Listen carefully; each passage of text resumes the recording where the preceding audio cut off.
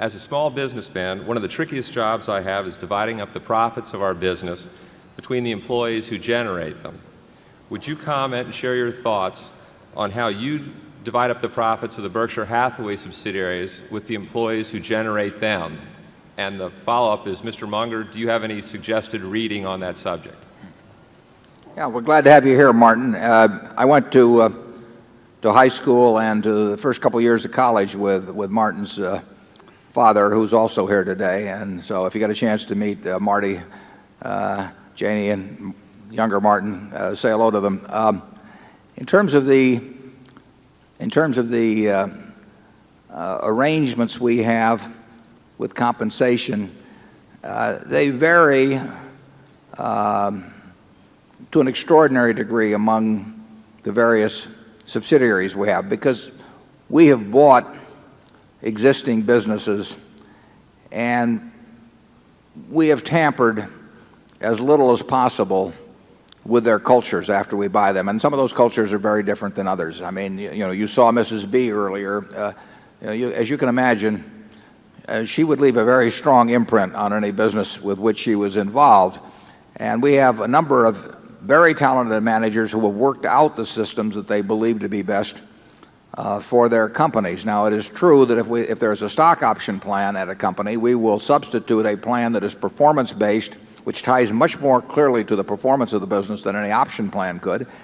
And we will design one that has an expectable cost that's equal to the expectable cost of the option plan. So we try to equate the costs.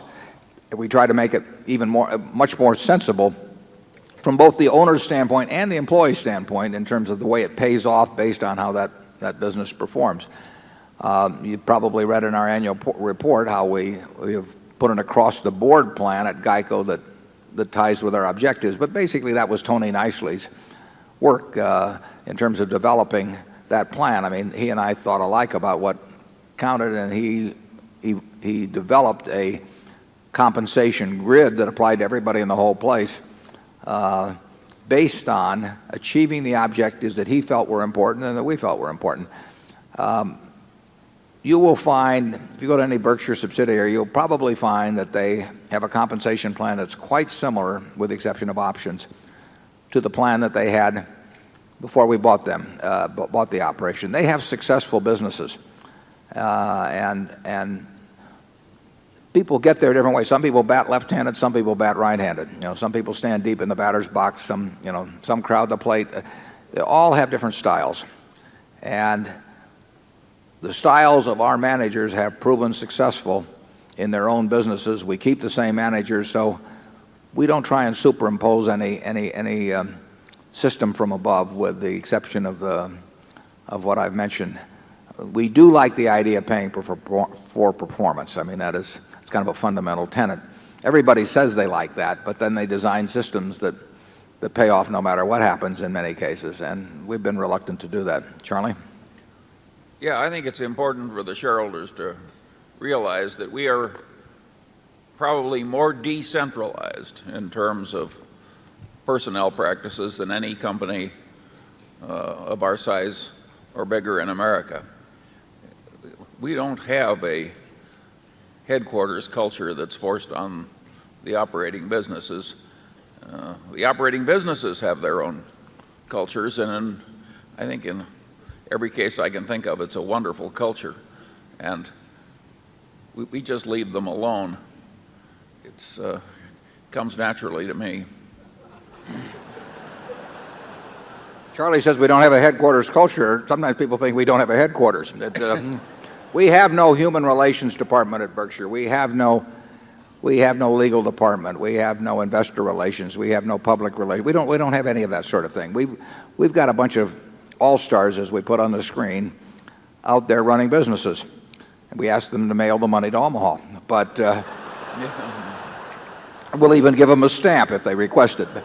But beyond that, we don't really go.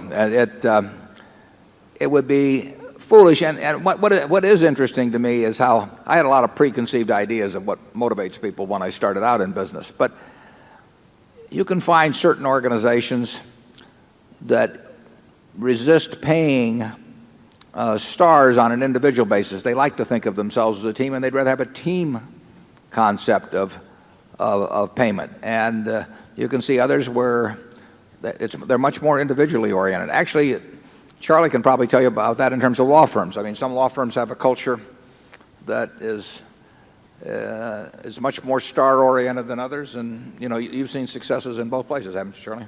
Absolutely. Yeah. Okay.